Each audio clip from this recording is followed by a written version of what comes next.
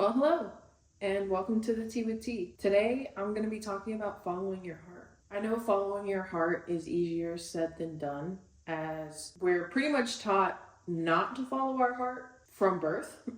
There's this fear that society instills in us that we're going to make the wrong decision or do the wrong thing. And it causes us to ignore what our heart is saying and our intuition and go with what society says is the more logical or realistic decision. And don't get me wrong, there's nothing wrong with that if that's how you want to live. But from my experience, following your heart always brings you greater joy. And I'm sure you've probably heard stories about people who have followed their heart and it ended badly or didn't work out. But honestly, I believe that just comes down to not being able to decipher or determine what is truly your heart versus what is fear and programming. So you think you're following your heart when really you're actually just acting out of fear because you're scared of something going wrong or not working out. And again, this is all from my experience and what I've observed in other people's lives around me. But I have not always been able to follow my heart. It has been something that I've worked on, something that I've had to learn or relearn, because we're all born with this ability to recognize our intuition and what our heart is saying versus what society and fear is saying. We are all born with that. Your intuition and your heart speaking to you is natural. It's going to happen regardless of what society instills in you and what kind of programming you may have been through growing up. Because we are all energy, we all come from the same source. That intuition, your heart speaking to you, comes from that energy, from that source. And so it's all natural. The fear comes from the programming. And once you realize that, it becomes easier to discern what feelings are truly yours, what your heart is truly saying, what your intuition is truly saying, and what is fear, what has come from programming and society. If you're someone who struggles to follow your heart or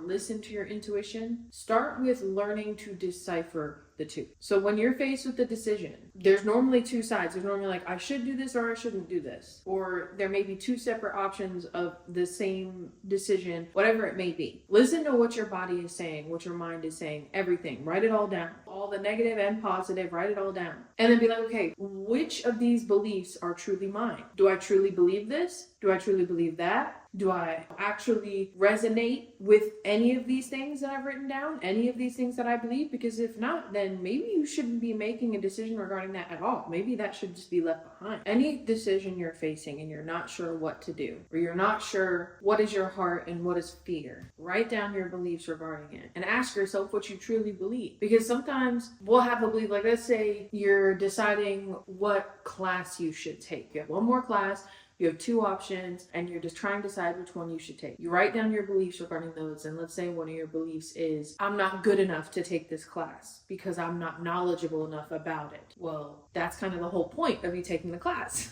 So you can become more knowledgeable about it. But if you start off with that belief, well, I don't already have enough knowledge because maybe this class is like not beginner, but intermediate. But you have the option to take the class. So you have to go in with a mindset of, I was given this option, this opportunity, so I am good enough for it. And I can learn whatever it is I need to learn in order to make this work. So it really all just depends on your beliefs, what you're truly believing about any given situation and about yourself. If you believe that you're not good enough, that you're not smart enough, that you're not capable enough, whatever it may be, then that's what's going to be. Because even if, let's say, people around you, you talk to them, like your close friends, family, you talk to them about this decision and they convince you to take the class, but you at your core still believe that you're not good enough, that you're not smart enough for that class, you're not going to do well in the class. And so you're going to have a bad experience because you didn't believe that you could actually do it, even though the people around you did. So you have to believe in yourself. You have to believe in your capabilities. And once you know who you are and what you're capable of, every decision in life comes so much easier after that. I'm not saying there won't be difficult decisions. There are always difficult decisions. However, it's going to be a lot easier in the aspect of you know what you believe, you know what you're capable of, and therefore you know what decisions are better for you personally, despite the difficulty of making that decision, because sometimes we're faced with decisions that may hurt other people if we decide a certain way. Or sometimes, doesn't matter what you decide, you're going to hurt someone. And that's just how it is.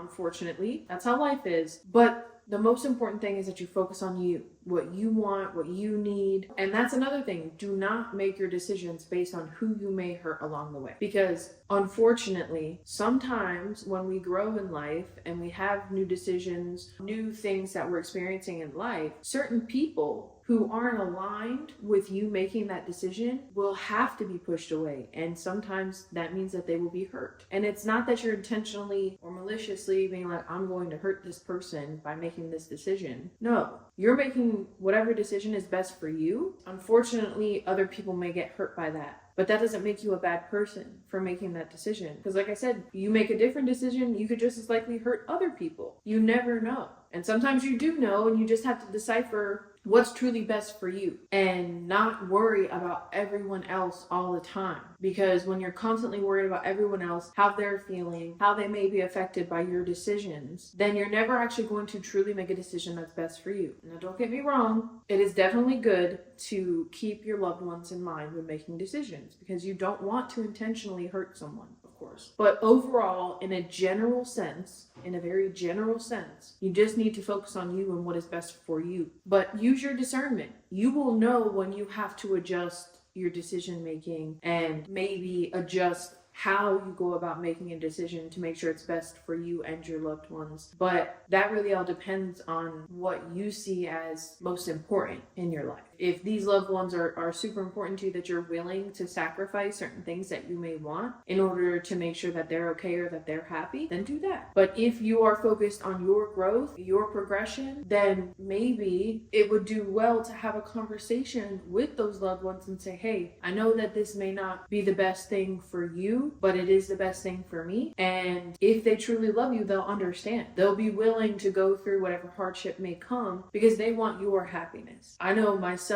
and so many other people that I've interacted with throughout life have made decisions based on how other people are going to feel or how it will affect other people. And that, in my opinion, is not truly following your heart. Like I said, if you're willing to make sacrifices for those people and that's how you want to live your life, go for it. There's nothing wrong with that. Absolutely nothing wrong with that. However, if you are focused on your growth, your progression in life, then you need to make what decision is best for you despite how it affects other people. And I know that sounds selfish, but sometimes in life you have to be selfish for your own good, or else you will always live your life for other people. And that's a big thing, a big issue that I struggled with for so long, was I was consistently living my life for someone else and their happiness and ignoring my own happiness because of it. And that's no way to live your life. That is no way to live a happy life, to just live for other people. And a lot of times, like for me, it started in childhood. The way that I lived my life was for my mother. And then after I grew up and distanced myself from her, I was in relationships, couple relationships, where I was living for them. All my decisions were based around them and what they wanted, what they needed, and how they were going to be happy, and sacrifice my own happiness for them. And if that's how you want to live, no judgment, because I lived like that for a long time.